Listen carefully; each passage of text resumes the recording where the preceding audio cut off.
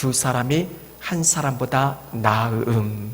그런데 물음표를 찍었습니다. 질문이에요.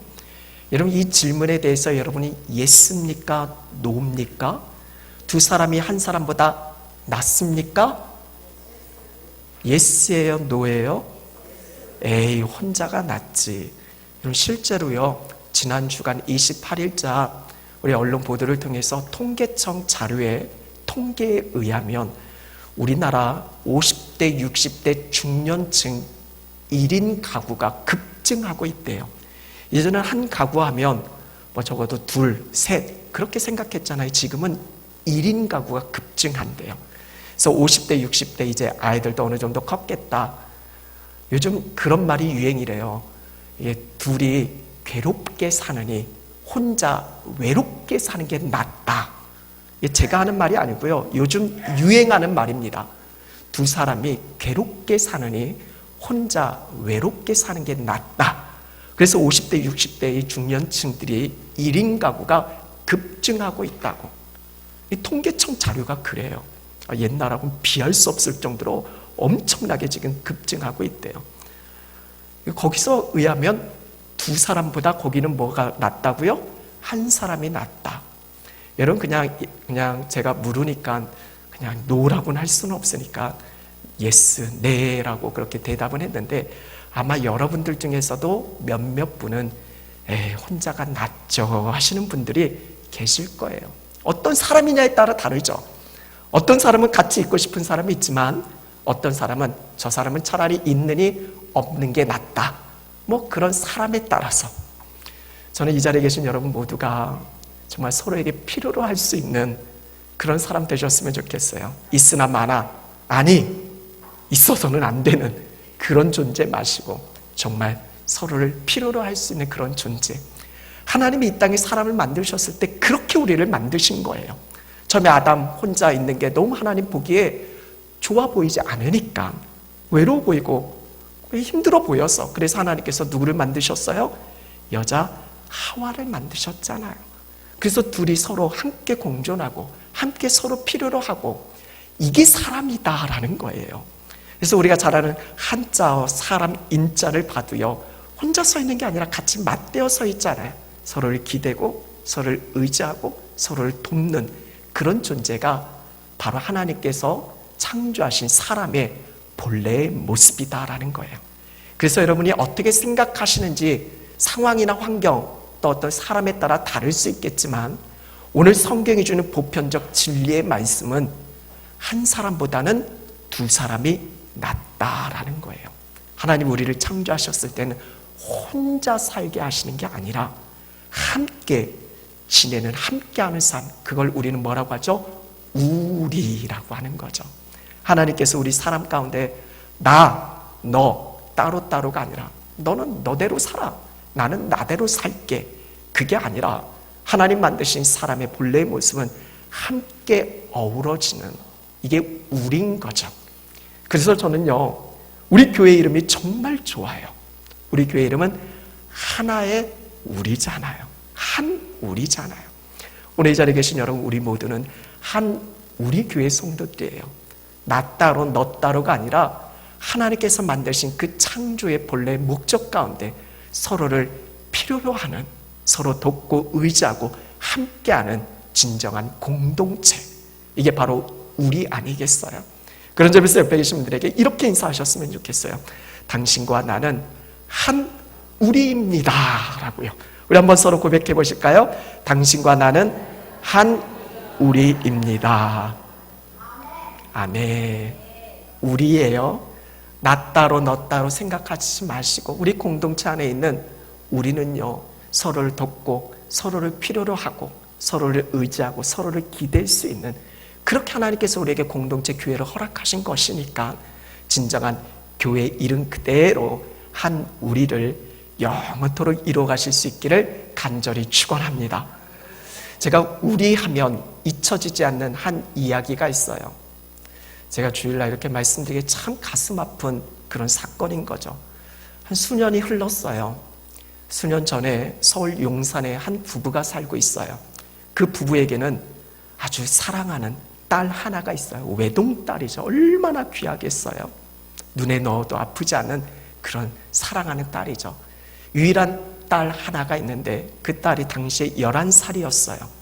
근데 11살 된 그 딸이 잠깐 집 밖에 나갔다, 잠깐 볼일 있어서 나갔다 한다라고 하고 그날 들어오지 않은 거예요. 너무나 걱정이 됐죠. 그리고 신고했죠. 돌아오지 않으니까 11살짜리 그 어린 소녀가. 그런데 그 다음 날인가 경기도 포천에, 용산에서 좀 한참 떨어져 있잖아요.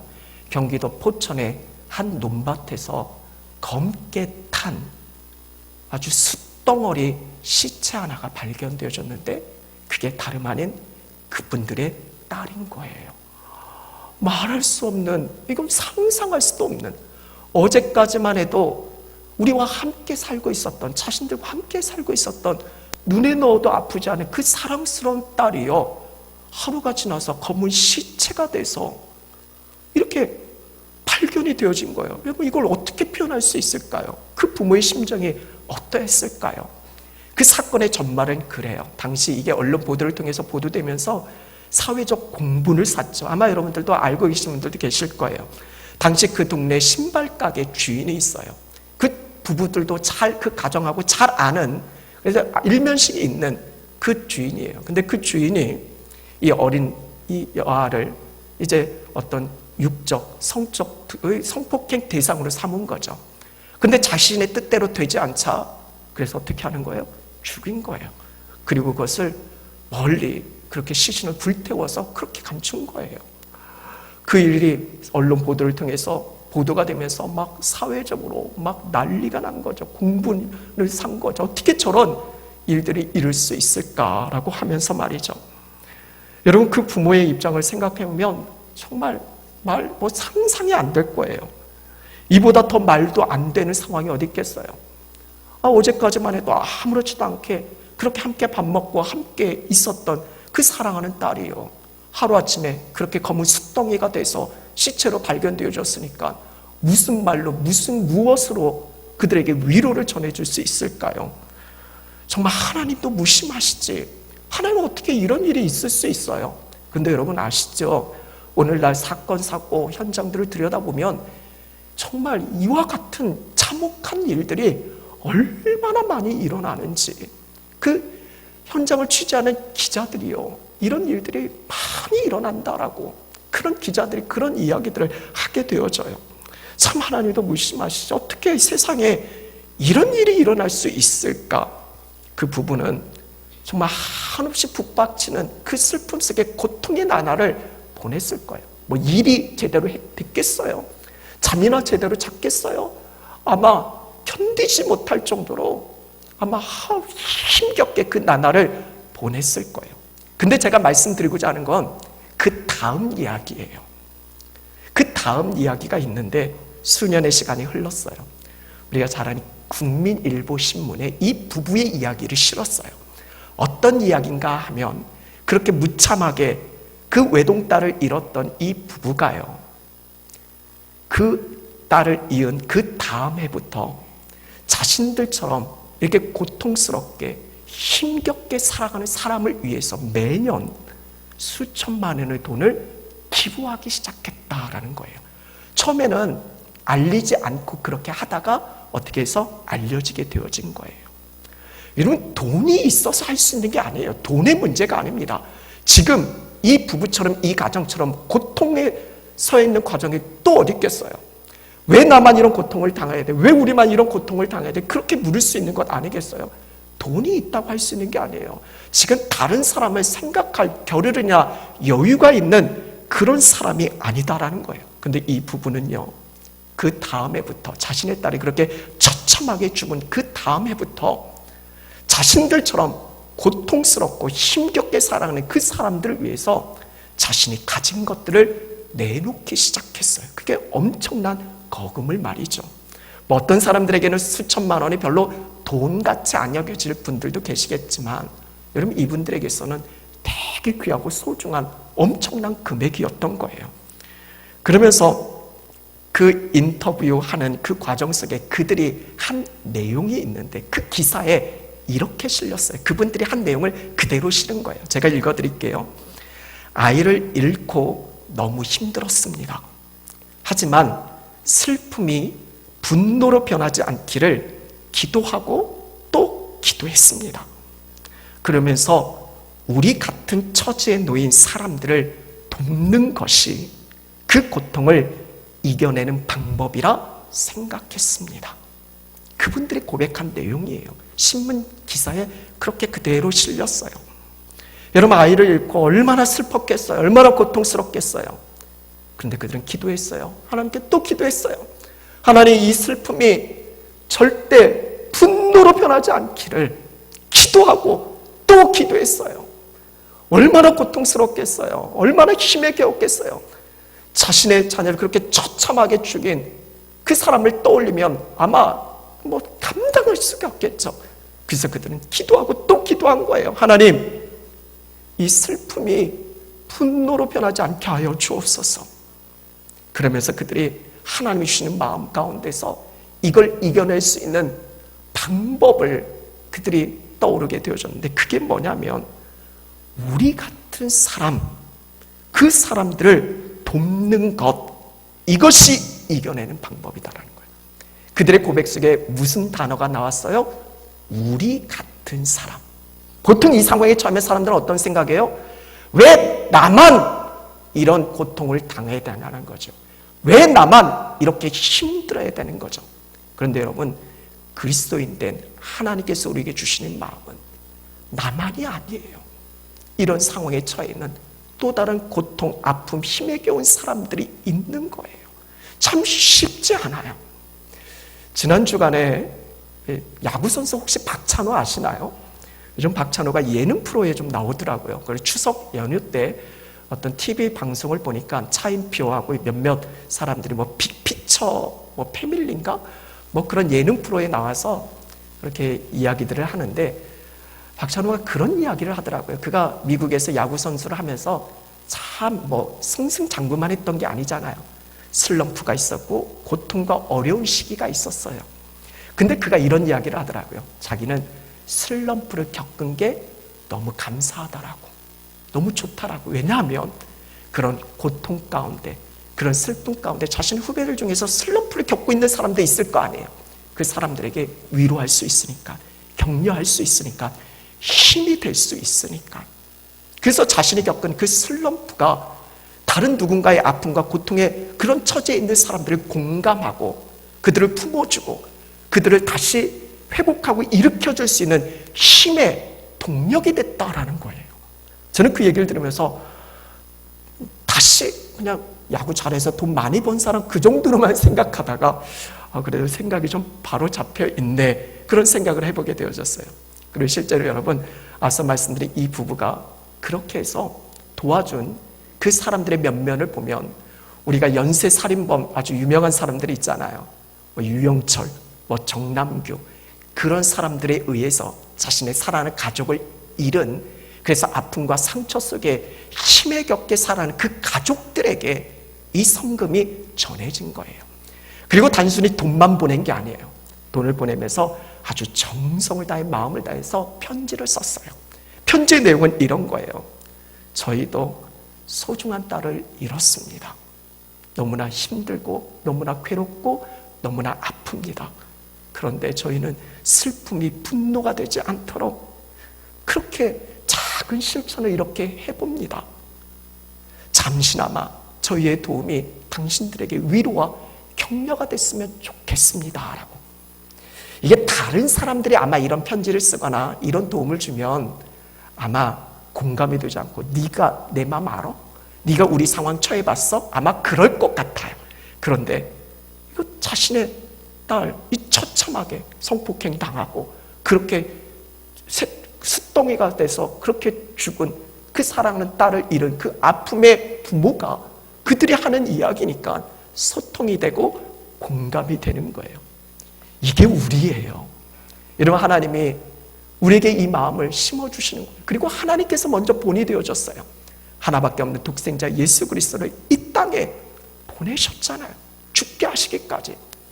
우리 주님은요, 우리 사람됨, 우리 인간, 여러분이 살아가는 그 삶의 자리를 똑같이 살아가신 거예요. 때로는 우리가 하나님께 이렇게 원망 불평할 수도 있잖아요. 하나님, 내 형편 아세요? 내 처지 아세요? 내가 얼마나 힘들고 고통스럽고 어려운지 하나님 아세요? 하나님 말씀하시죠. 내가 한다. 하나님밖에 없는 독생자 예수 그리스도의 생명을 내어 죽게 하시기까지 주님이 이 땅에 오셔서 우리가 살아가는 삶의 자리를 다 살아가셨잖아요. 슬픔도 고통도 괴로움도. 그래서 주님께서 본이 되어 주셨고 그 안에서 우리를 위로하시고, 그래서 성령께서, 그 성령님의 어떤 영어의 뜻이 그 컴포트, 위로자잖아요. 우리를 위로하시고 우리를 만지시고 우리를 치유하시고 회복시키시기 위한, 그래서 하나님께서 우리라는 그 마음, 저는요 우리의 마음을 하나님이 주셨다고 생각되어져요. 우리 예수님도 제자들에게 너희들 이렇게 기도해라고 말씀하면서 예수님이 어떻게 그 기도의 첫머리, 주기도문의 첫머리가 뭐죠?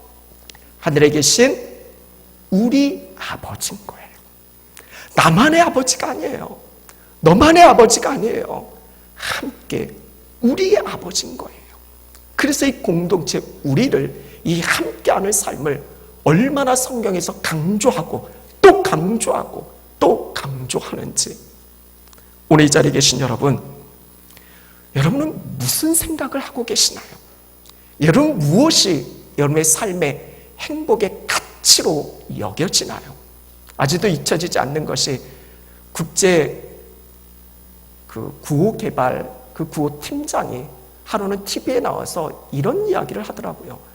전 세계에 아직도 하루에 한 끼 먹지 못해 굶주리고 있는 사람이 수억 명인데, 오늘 나만 잘 먹고 편안하게 좋은 곳에서 사는 게 여러분 행복이겠습니까? 라고요. 저는 그 TV에서의 그분의 이야기를 전해드리면서 하나님께서 우리에게 묻는 것 같은 거예요. 너 행복해? 너 지금 잘 살고 있는 거 좋아? 너 지금 좋은 음식 먹고 있는데 어떻게 배불러? 물으시는 것 같아요. 공동체를 주셨고 또 함께 우리라는 이 우리의 어떤 폭이 우리의 공동체를 넘어서서 전 세계를 다 포함하는 거 아니잖아요. 동시대 같이 살게 하신 하나님의 뜻이 있고 선하신 계획이 있잖아요. 그런 것을 보면서 내 일이 아니까, 내 가정 일이 아니니까, 나와는 상관없으니까. 예를 들자면 여러분 지금 어젠가 인도네시아에 큰 지진이 일어나서 쓰나미가 일어서 지금 수백 명의 사람이 죽었고 아마 또 수천 명의 사상자가 그렇게 아마 발생되어질 거라고. 그런 거 보면서 우리는 어떤 생각이 드시나요? 그런 거 보면서도 우리는 좋은 데서, 편안한 데서 잘 먹고 잘 살고, 하나님 감사합니다. 나 이렇게 좋은 거 주셔서, 하나님 이렇게 좋은 집에서 잘 먹고 행복하게 살게 하셔서 감사합니다. 감사하지 말라라는 건 아니에요. 그런데 그 구호팀장의 인터뷰 기사처럼 정말 이렇게 동시대에 다른 지역에서 고통과 아픔 심하게 겨워하는 영혼들, 그 사람들이 많은데 나 혼자 잘 먹고 배부른 게 과연 그것이 진정한 행복일 수 있겠느냐라는 거죠. 좀 폭을 좁혀서 하나님께서 우리의 하늘의 공동체에 허락하신 것은요, 분명한 하나님의 뜻이 있어요. 서로를 필요로 하는 거예요. 혼자 그렇게 가는 게 아니라, 그래서 하나님이 공동체를 허락하신 거예요. 오늘날은요 점점 개인주의 성향이 강해요. 그냥 하나님과의 관계도 그냥 나와 하나님과의 관계지 다른 사람은 필요 없는 거예요. 그래서 오늘날은 가난한 성도들이 많아요. 가난한 성도들은 뭐예요? 예수님은 좋지만 교회는 싫다라는 거예요. 그렇다면 성경에서 교회에 대해서 분명 하나님께서 그렇게 말씀하셨겠죠? 아니에요. 성경에서는 함께 하나됨을 계속 강조해요. 서로 다르니까 너 교회 떠나, 그래서 너도 편한 데 가, 그렇게 말씀하지 않아요. 고린도 교회도 로마 교회도 계속해서 강조하는 것은 분열이 있지만, 아픔이 있지만, 고통이 있지만 함께 이루어가야 하는 것. 이게 공동체를 주신 하나님의 분명한 선하신 뜻이다라는 거예요. 저는 이 자리에 있는 우리 모두가 정말 서로로 필요로 하는 존재다라고 생각되어져요. 그냥 아무 이유 없이 그렇게 주어진 게 아니다라는 거예요. 서로에게 도움이 필요하고 서로를 돕고 섬길 수 있는 그런 은혜와 특권을 주신 거죠. 이게 하나님의 마음이고 성경에서 가르치는 원리인 거예요. 근데 우리는 어렸을 적부터 부모들에게 들은 이야기가 그거예요. 너희들은 절대 남에게 지지 말라. 늘 싸워서 이겨야 되는 거예요. 그러니까 우리나라 교육은요, 경쟁이에요. 어떻게 해서든 이겨내야 되는 거예요. 다른 사람을 짓밟고 그들이 어떻게 되는지 상관없어요. 일본 교육이 조금 난 것 같아요. 일본은 뭐예요? 절대 다른 사람에게 패 끼치지 말라. 그래서 일본 사람들은 패 끼치지 않는 그게 삶이 뱉잖아요. 그래서 지난번 월드컵 끝나고도 보니까 월드컵 경기에서 졌는데 그 축구 선수들의 그 라커룸을 보니까 아주 깨끗하게 정리하고 갔대요. 이건 우리의 어떤 상식으로 이해할 수 없잖아요. 경기 끝나고 났는데 기분도 나쁜데 그냥 막 갈 수 있잖아요. 근데 그 일본 사람들은요, 아주 깨끗하게 뒷정리 다 하고 패끼치지 않는 그런 문화. 미국은 그래도 초창기에 하나님의 말씀, 성경의 토대 위에서 그렇게 세워진 나라잖아요.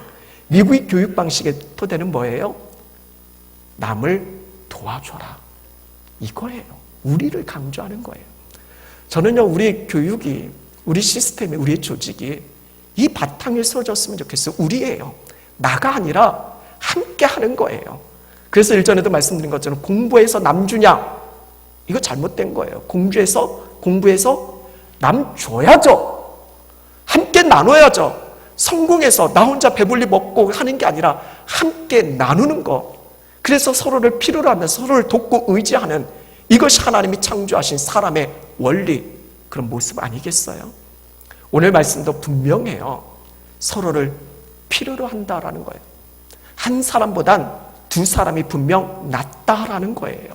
당시의 배경을 보면요, 당시 이 말씀이 전해지는 그 당시의 어떤 상황들을 보면요, 그 당시 팔레스틴 이 지역의 어떤 현실적인 상황을 보면 뭐 거친 사막과 거친 광야들이 많이 있잖아요. 그런 것을 만약 지나게 되어졌을 때, 여러분 사막을 여정하게 되어졌을 때 혼자 여행하면, 혼자 그 길을 떠나면 아주 위험할 수 있어요. 왜냐하면 여러 가지 변수가 있잖아요. 여러 가지 위험적인 요소가 있잖아요.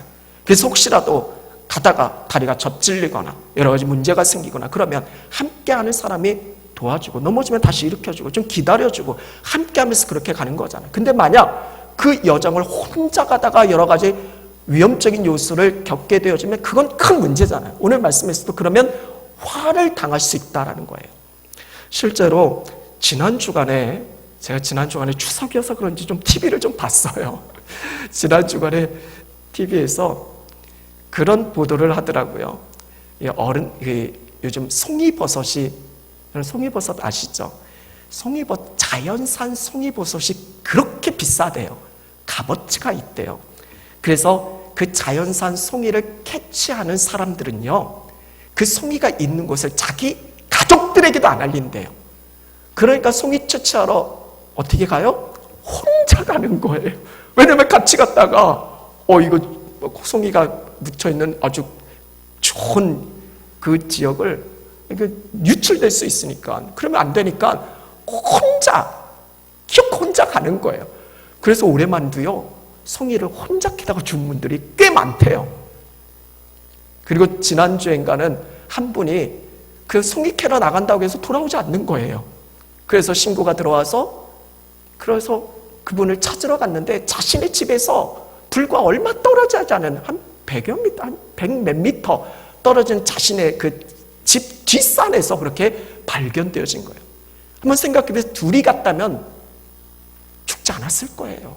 그렇잖아요. 둘이 갔으면 만약 한 사람이 뭐 하다가 캐다가 뭐 언덕에서 이렇게 넘어지거나 아니면 그분도 아마 언덕에서 이렇게 굴러가지고 거기서 이제 움직이지 못하니까 그게 시간이 지나서 그렇게 죽었다라고 그렇게 보도가 되어지더라고요. 함께하면 그래도 살 수 있는데 이게 함께하지 못하는 거예요. 한국 여성이 어떤 산을 트레킹을 하는데 이 트레킹을 하다가 이 고통을 호소하는 거예요. 그래서 힘들어가지고 자기는 갈 수 없다라고. 그래서 함께하는 일행들이 그래서 그 트레킹을 중단하고 밑으로 내려왔어요.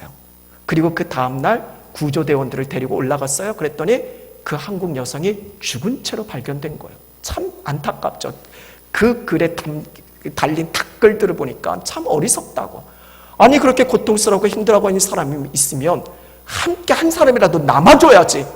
어떻게 그 사람 혼자 남겨두고 나머지 다 내려와서, 물론 그들 나름대로는 이게 데리고 내려갈 수는 없는 그런 상황이니까 자신들이 빨리 갔다 오겠다 하고 그렇게 왔을 수 있지는 모르겠지만, 그러려면 한 사람이라도 곁에 둬야 되잖아요. 그래서 그 댓글도 보니까 다 뭐라고 하는 거예요. 그러니까 결국 홀로 남게 되는 그 여인은 그렇게 죽고 만 거예요. 이것이 오늘 말씀의 배경과 동일한 거예요. 그래서 당시에 팔레스틴 지역에서 거친 사막과 광야를 여행하는, 지나가는 중요한 방법 중에 하나가 뭐냐면, 중요한 것은 절대 혼자 가면 안 되는 거예요. 함께 가야 하는 거예요. 이게 방법인 거예요. 여러분, 우리의 인생의 여정도 그렇잖아요. 우리 인생도 어찌 보면 먼 길을 떠나는 여행으로 그렇게 비유하기도 하잖아요. 때로는 그 여정이 거친 사막과 광야를 지나야 하는 그런 여정이 있을 수도 있어요. 때로는 너무나 고통스러워요. 너무나 힘들어요. 너무나 견디기 쉽지 않아요. 완전히 주저앉아서 일어날 힘조차도 없을 때가 많이 있어요. 그때 필요한 것이 함께 있는 지체들 아니겠어요? 그래서 하나님께서 우리를 허락하신 거잖아요. 다시 일으켜줄 수 있는 힘을 주기 위해서 손을 내미는 거잖아요. 그 손 붙들고 넘어졌으면 다시 일으켜주고 함께 끌어갈 수 있도록. 그래서 하나님께서 우리의 삶의 인생의 여정에 우리를 허락한 것 아니겠어요? 오늘 저와 여러분, 지금 저희가 앉아있는 이곳은 하늘이 교회예요. 여러분, 교회가 뭡니까? 교회가 분명히 존재하는 이유가 있잖아요. 앞서 말씀드린 것처럼 교회가 뭐 필요해, 그냥 나 혼자 집에서 예배하면 되지. 그런데 여러분, 우리 주님의 핏값으로 몸된 교회를 세우셨다라고 분명 성경은 전하고 있고 공동체를 강조하고 있는데, 교회가 존재하는 이유가 뭘까요? 여러 가지 이유가 있을 수 있어요. 근데 그 중에서 중요한 이유 중에 하나가 뭐냐면, 지난번에도 말씀드린 코이노니아예요. 오늘도 저희가 이제 예배 마치고 식사하고 각 기관별로 모이셔서 교제를 나눌 텐데, 그게 코이노니아예요. 친교해요. 근데 여러분, 성경에서 강조하는 이 코이노니아는 단순히 안녕하세요, 어떻게 잘 지냈어요? 하고 그냥 인사하는, 그냥 친교하는, 교제하는, 나 저분 좀 알아, 그 정도 차원이 아닌 거예요. 성경에서 말하는 코이노니아는 함께 살아가는 거예요. 함께 그 삶을 이루어가는 거예요. 우리 주님께서 진정한 코이노니아를 우리를 통해서 이루어지는 연합이잖아요. 이제 우리가 살아가는 인생은 나 혼자가 아니라 주님과 함께하는 그런 삶인 거잖아요. 마찬가지로 주의 몸된 교회를 허락하신 가장 중요한 이유 중에 하나가 코이노니아예요. 그래서 이제는 우리 이 코이노니아 정신을 보면요, 저 사람의 아픔은 저 사람만의 아픔이 아니에요. 함께 아파하는 거예요. 그래서 성경 로마서에서 강조하는 게 뭐예요? 함께 우는 자들과 어떻게 하라고요? 함께 울라라는 거예요. 저 사람이 잘못했어요, 저 사람이 문제 있었어요, 그게 아니라 우리라면 함께 저 사람의 아픔을 같이 끌어안는 거예요. 함께 슬퍼하고 함께 울어주는 거예요. 저 사람이 당한 상처와 아픔을 저 사람 믿음이 약해서 그래, 그게 아니라 그 상처를 품어주는 거예요. 저는 교회에 가장 중요한 게 품어주는 것, 서로 품어주는 것, 이게 교회라고 생각되어져요. 주님의 품처럼 말이죠. 여러분, 우리 하늘의 교회는 주님의 품인 그런 교회 맞나요? 왜 이렇게 대답이 시원찮아요? 서로의 상처와 아픔과 고통을 품어내줄 수 있는, 정말 있는 그대로 받아줄 수 있는 그런 교회 맞나요? 오늘날 한국교회가 문제가 뭐예요? 교회에 너무나 힘들고 어렵고 그래서 상처받고 마지막 보루로 교회를 찾아왔는데 교회에서 용납해주지 않는 거예요. 인정해주지 않는 거예요. 받아주지 않는 거예요. 위로받으려고 왔는데 더 큰 상처받고 가는 거예요. 이게 교회마다 얼마나 많이 일어나고 있는지. 저는 말씀을 준비하면서 한옥 목사님이 이런 책을 쓰셨어요. 오늘 칼럼란에도 여러분 적어드렸는데, 내게 힘을 주는 교회. 저는 이 타이틀이 너무 좋아요. 그래서 말씀을 준비하면서 간절히 하나님 앞에 기도해서, 하나님, 우리 하늘의 교회가 서로에게 힘을 주는 교회 되게 하여 주옵소서. 나 잘났다고 목에 힘주는 그런 교회 말고요, 서로에게 힘을 주는 그런 교회 말이죠. 제가 일전에 섬겼던, 결혼하기 전에 전도사 시절이었죠. 오래전이었어요. 근데 아직도 그 아픔이 남아있어요. 우리 교회에 한 고등학생 아이가 있었는데, 여자아이인데요, 어느 날 임신을 해서 온 거예요. 여러분 한번 생각해 보세요. 교회에서, 그것도 고등학생이 임신을 하면 여러분 그 교회 다닐 수 있어요, 없어요? 네? 없어요? 그게 문제인 거예요. 고등학생 아이가 임신을 했는데 교회 다닐 수가 없는 거예요. 그걸 인정하고 용납하고 받아줄 수 있는 교회의 역량이 안 되는 거예요. 당시 그 아이가 얼마나 통곡하고 울고 괴로워했는지 찾아봤어요. 이 아이가 다닐 만한 교회가 있는가? 그 어디를 봐도요, 다닐 만한 교회가 없는 거예요. 우리 주님은 수고하고 무거운 짐진 자 다 내게로 오라. 그 어떤 상처와 아픔이 있는 사람도 다 주님께로 나가. 이게 주님의 교회죠. 그런데 우리 사람은요, 우리 인간은요, 자기가 주인 됐어요. 주님의 생각은 아랑곳도 없어요. 내가 세운 교회의 기준이 있어요. 그 기준 속에 사람을 받고 안 받고의 문제가 생기는 거예요. 전혀 하나님의 뜻과는 상관없이 말이죠. 저는 우리 하늘의교회가요, 임신한 그 아이도 다닐 수 있는 그런 교회 됐으면 좋겠어요.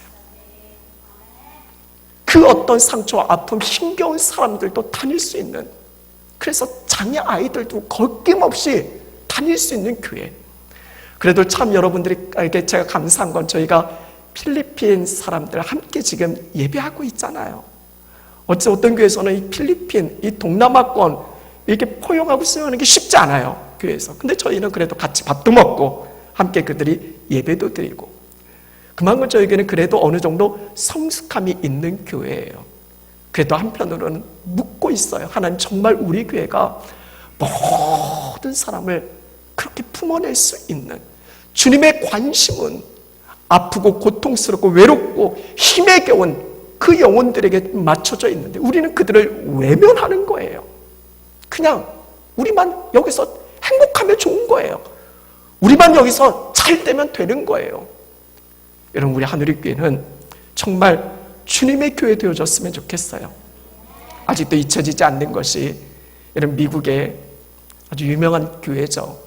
1960년대, 70년대 미국의 젊은 아이들을 휩쓸고 갔던 하나의 문화가 있어요. 그게 히피 문화예요. 남자들은 머리 장발하고 막 수염 기르고, 여자들은 막 짧은 미니스커트 입고, 그래서 그게 우리나라에도 70년대, 80년대 막 들어와서 큰 사회적인 이슈가 됐잖아요. 뭐 오늘날 뭐 머리 기는 게 무슨 문제예요. 뭐 요즘은 뭐 문신도 하고 다니고 별짓 다 하는데. 근데 그 당시 60년대는요, 보수적인 미국 문화, 특히 기독교는 참 보수적이잖아요. 그런 문화 속에서 이 젊은 세대를 용납할 수가 없는 거예요. 받을 수가 없는 거예요. 너희들 교회 오려면 머리 깎고 와. 너희들 교회 오려면 옷 단정하게 입고 와. 하면서 그 젊은 세대를 교회에서 밀어내는 거예요. 그때 한 목사님이, 교회는 모든 영혼들을 품어낼 수 있는 게 교회다. 그래서 그 히피 문화에 있는 그들에게 나가서 복음을 전도하고 복음을 전하고, 그리고 그들을 교회로 초청하기 시작했어요. 그게 바로 미국의 그 유명한 갈보리 채플, 유명하신 첫 스믹스 목사님이세요. 지금은 돌아가셨는데, 미국의 그 부흥운동에 얼마나 지대한 영향을 끼쳤는지, 처음에 20명 정도 교회 시작해서, 그렇게 그 교회 표가 이거예요. 우리 교회는 당신을 있는 모습 그대로 환영합니다.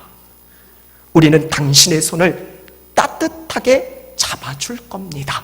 이게 그 교회표예요.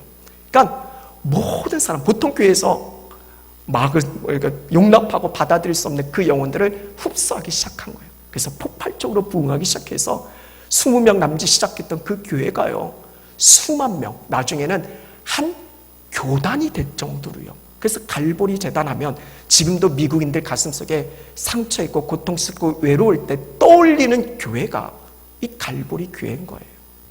저는 우리 교회가 그런 교회 되셨으면 좋겠어요. 이 서산시대에 그렇게 소문났으면 좋겠어요.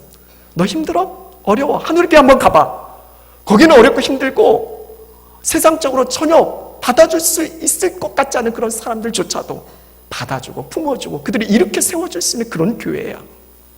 그렇게 소문날 수 있는 그런 교회 되어줬으면 좋겠어요. 나와 다르다라고 해서 그렇게 인정하고 배제시키는 게 그게 문제가 아니라 한번 좀 더 심각하게 한번 물어보면 저희 교회 동성애자들이 다닐 수 있는 교회인가요? 아닌가요? 그렇게 대답하시면 안 되죠. 지금까지 말씀드렸는데 동성애자들도 품어줄 수 있고 받아줄 수 있는 교회 되어줬으면 좋겠어요. 이게 주님의 교회예요. 주님은 로마서에 이런 말씀을 전하고 있어요. 너희들이 비난하고 비판하고 정죄하는 그 형제 그리스도께서 대신하여 죽은 형제다. 그리스도께서 그 형제를 위해서 대신해서 죽으셨다라는 거예요. 우리가 비난하고 경계선 거놓고 우리가 문제 있다 지적하는 그 영혼들조차도요, 우리 주님께서는 생명까지 내어주시면서 사랑한 그 영혼들인데 너희들이 도대체 뭔데 남의 종을, 우리 주님의 종이잖아, 너희들이 뭔데 주의 종을 비판하고 정죄하고 그렇게 하느냐라고 물으시잖아요. 물론 우리가 선하게 그들을 이끌어 가야 돼요. 근데 중요한 건 이 모든 것을 행할 때 사랑으로 행하라 말씀하고 있어요. 중요한 건 사랑이에요. 그들의 죄에 대해서 지적하고 그들의 죄에 대해서 잘못을 따지기 이전에 정말 그 영혼들을 마음에 품고 눈물로 사랑으로 기도하면서 접근하셔야 되는 거예요. 저는 우리 하늘교회가 모든 이들을 품어낼 수 있는, 이게 진짜 보편적 교회, 이게 주님의 교회예요. 잘 사는 사람들만이 사는 그런 사람들이 오면 와 떠받들고 그런 교회 말고요, 그건 그들만의 교회지 주님의 교회일 수가 없어요. 저는 우리 교회를 꿈꾸면서 그런 생각을 해봐요. 전에 섬기던 교회 병원 원장이세요. 나이도 이제 60대 지긋하세요. 그 정도 됐으면 교회에서 사회적으로도 큰 대접을 받잖아요. 그럼 교회에서도 장로님이시니까 내가 그래도 장로인데 날 대접하고 대우해줘야지 이렇게 생각할 수 있잖아요. 근데 그 병원 원장님이신 나이가 지극하신 그 장로님은요, 매주일 교회 화장실 청소를 하세요. 그게 자신의 사명인 거예요. 사회적으로는요, 병원에서 원장인데 화장실 청소를 하겠어요? 아니잖아요. 교회에서 주님의 마음으로 섬기는 거예요. 교회는요, 정말 사회적으로 더 열악하고 더 고통스럽고 아픔 있는 사람들이 대우받는 것이 저는 진짜 교회라고 생각되어져요. 사회적으로도 아프고 힘들고 어려운데 교회에서 머리조차도 들 수 없는 죄인처럼 살아가야 하는, 그래서 교회 안에서도 상처받고 고통받고 믿음이 약하다고 힘들다고 어렵다고 그렇게 비난받으면서 다니는 것, 그런 것 말고요, 다 주님 보시기에 거기서 거기 아니겠어요? 우리가 잘났으면 얼마나 잘났어요? 그렇지 않잖아요. 함께 품어주고 서로 정말 아껴주고 희생할 수 있는 지체잖아요. 한 몸이잖아요. 하나잖아요. 말씀을 마무리하면서 오늘 본문 12절에 이렇게 결론을 맺고 있어요. 한 사람이면 패하겠거니와 두 사람이면 맞설 수 있나니 세 겹줄은 쉽게 끊어지지 아니하느니라. 저 어렸을 적에 우리 학교에 짱 먹는 아이가 있었어요. 저도 그 축에 끼려고 했는데 걔네들은 도무지 이길 수가 없어요. 누구냐면 쌍둥이에요. 얘네들은요, 싸울 때 같이 싸워요. 그러니까 얘네들을 이길 수가 없어요. 저도 이렇게 생겼지만 한 주먹 하는 아이였거든요. 근데 그 애들한테는 당할 수가 없어요. 그래서 저희 학교에 짱 먹는 아이가 그 쌍둥이였어요. 한 사람이면 어렵지만 두 사람이면 맞설 수 있다라고. 함께, 우리가 중요한 거예요. 세 겹줄은 절대 끊어지지 않는다고. 여기서 세 겹줄에 대한 해석이 여러 가지가 있겠지만 저는 이게 참 은혜가 되어져요. 너와 나, 우리 안에 우리 주님이 함께 하신다. 너나 우리 주님 말이죠. 이게 삼겹줄이라고 저는 그렇게 생각이 되어져요. 그리고 실제로 주님께서 두세 사람이 내 이름으로 모인 곳에 내가 그들 중에 함께 한다라고. 이게 주님의 약속의 말씀이에요. 내가 함께 하시겠다라고 약속하신 가운데 두세 사람이 내 이름으로 모인 공동체 가운데 우리 가운데 함께 하시겠다라는 거예요. 그래서 여러분 오늘 칼럼난도 여러분 자세히 한번 읽어보시면 내게 힘을 주는 교회, 정말 우리가 살아가는 건 교회가 살아야 우리가 사는 거예요. 이게 중요한 건데, 그럼 교회가 살아날 수 있는 유일한 방법이 뭐냐? 함께 기도하는 것밖에 없어요. 함께 기도해야 한다라고. 그때 하나님께서 역사하시고 교회를 살려주시고 그 안에서 진정한 우리의 삶을 이루어 가신다라고 말씀하고 있는 거죠. 말씀을 마무리하면서 서두에서 말씀드린 외동딸을 잃은 그 부부를 한번 생각해 보시면 그들은 정말 마음에 큰 상처와 아픈 고통을 입은 사람들이에요. 그와 같은 상황에 처해 있으면 아마 저 같으면 못 살 것 같아요. 견딜 수 없을 것 같아요. 그런데 그들 가운데 하나님이 위로하시면서 주시는 마음인 거예요. 너와 똑같은 상처와 아픔에 있는 사람들이 많이 있다. 그들을 돌보고 그들을 돕는 것이 이 상황과 환경을 이겨내는 것이다라고. 저는 우리에게도 이런 마음이 있었으면 좋겠어요. 알아요. 여러분 힘들다는 거, 어렵다라는 거. 근데 시선 눈을 돌려보세요. 나보다 더 힘든 사람이 있어요. 나보다 더 아픈 사람이 있어요. 나보다 더 고통스러운 사람이 있어요. 우리잖아요. 함께 짊어지세요. 그럼 분명히 하나님이 함께 하시고 그 어떤 것도 끊을 수 없다라고 말씀하고 있잖아요. 오늘 저와 여러분 우리가 정말 함께 따뜻함을 이루어갈 수 있는 교회 됐으면 좋겠어요. 오늘 11절 말씀처럼 두 사람이 함께 누우면 따뜻하다라고. 우리 하늘의교회 따뜻한 교회 맞아요? 저 사람하고 함께 있으면 너무 힘든데 어려운데 사라졌으면 좋겠는데 없어졌으면 좋겠는데 그거 아니잖아요. 함께 할 때 따뜻한 예, 우리 하늘교회가 차갑고 냉랭한 교회가 아니라 그 누구가 와도요 따뜻함을 느낄 수 있는 그런 교회 되어졌으면 좋겠어요. 그 일을 여러분들을 통해서 이루어가세요. 주님께서 분명히 하나님의 선하신 뜻과 역사를 우리라는 이 공동체, 이 마음 가지고 믿음으로 감당하는 우리 한 사람 한 사람 가운데 하나님의 그 선하심을 반드시 이루어 주실 줄로 믿습니다. 우리 함께 기도하시겠습니다. 우리 기도하시기 앞서 이 찬양을 잘 아실까는 모르겠어요. 제가 말씀을 준비하면서 생각이 난 찬양이에요. 저도 잘 모르지만 가사가 너무 좋아서 준비를 했어요. 혹시 여러분 모르시더라도 한번 같이 이 찬양 부르시고 같이 함께 기도했으면 좋겠어요. 한번 가사를 제가 한번 방송실 좀 띄워주시겠어요? 제가 가사를 한번 먼저 읽어드릴게요. 우리 같이 한번 읽어볼까요? 시작. 우리 함께 걸어요. 주의 인도하심 따라 손을 잡고 하나가 되어요. 주의 사랑 우리 안에 있네. 우리 서로 섬기며 주의 사랑 나눌 때 모든 사람 다 알게 되리라. 우리 주의 가족임을. 우린 주 안에 한 가족, 주 우릴 하나 되게 했네. 주의 사랑 나누며 서로 섬길 때 주의 나라 이루어지리. 우리 함께 나오셔서 같이 찬양해 주시고 우리 함께 기도하셨으면 좋겠습니다.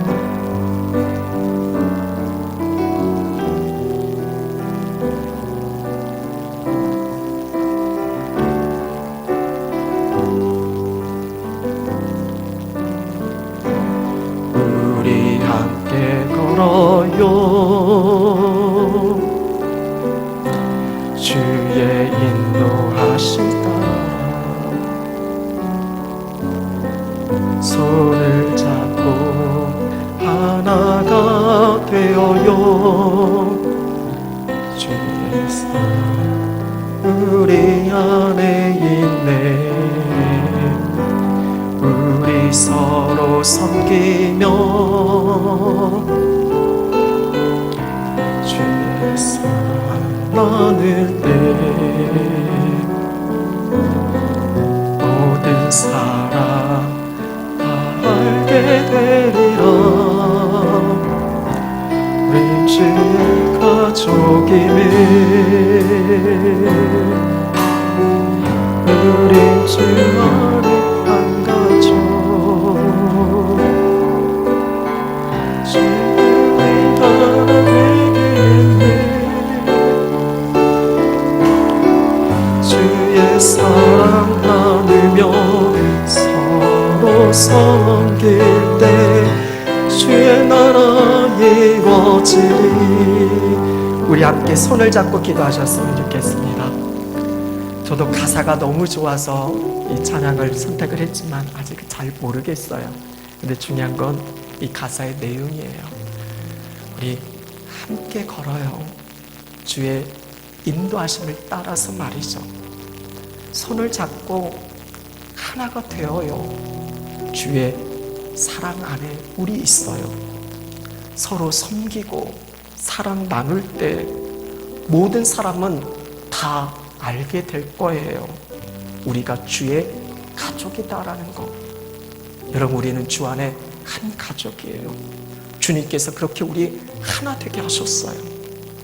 그러게 그 사랑 나누며 서로 섬길 때 하나님의 나라가 이루어지는 거예요. 오늘 이 시간 함께 손잡고 손잡은 그 영혼을 위해서 기도해 주세요. 이 시간 우리 한번 같이 함께 기도하시겠습니다. 살아계신 하나님, 주 안에 우리가 하나님을 잊지 말게 하시옵소서. 서로 섬기고 나누게 하시옵소서. 주의 성령께서 우리의 마음과 우리의 생각을 주장하시고 붙드시고 친히 이끌어 주옵소서. 우리의 무료의 생각으로 주님 무엇을 어찌 감당할 수 있겠습니까? 하나님의 선하신 뜻과 하나님의 인도하심을 믿음으로 바라보게 하여 주옵소서. 살아계신 하나님, 우리를 허락하신 하나님의 분명한 선하신 뜻을 알게 하시옵소서. 그래서 서로 마음에 품고 따뜻함을 이루어갈 수 있는 진정한 하나됨의 역사가 우리 안에 있게 하여 주옵소서. 그 어떤 사람, 그 어떤 악한 사람들, 그 어떤 죄, 우리가 함께 품어낼 수 있는 진짜 주님의 교회 되게 하시옵소서. 이를 위해서 우리가 눈물로 기도하고 주 안에서 함께 하나 되면 이루어갈 수 있도록 주의 성령께서 우리 마음과 우리 생각, 우리 모든 것을 주장하시고 붙드시고 친히 이끌어 주옵소서. 주여 충만케 하시옵소서. 살아계신 하나님, 나 따로 너 따로가 아니라 우리를 허락하신 그 하나님의 뜻을 알게 하시고 깨닫게 하시고 순종하게 하여 주옵소서. 우리는 하늘이 공동체입니다. 서로 함께 나누고 사랑하게 하여 주옵소서. 주 안에서 하나됨을 잊지 말게 하여 주옵소서. 아픔과 상처에 있는 영혼들, 그 사람들만의 아픔과 상처가 아니라 내게 허락하신 지체임을 알기에 품어주고 따뜻하게 인도할 수 있는 진정한 치유자로서의 삶을 우리 모두가 함께 살게 하여 주옵소서. 그래서 우리 하늘의 공동체는 그 어떤 사람이 오더라도 품어낼 수 있고 그 영혼을 치료하고 회복시킬 수 있는 정말 진짜 주님의 교회 되게 하여 주옵소서. 하나님의 선하신 역사가 영원토록 흘러날 수 있는 세상 모든 사람들이 주의 몸된 교회를 통해서 하나님 되심을 인정하고 고백할 수 있는 그런 선한 영향력을 영원토록 흘러낼 수 있는 주님의 기쁨 제단 되게 하여 주옵소서. 예수 그리스도 이름으로 기도드립니다. 아멘.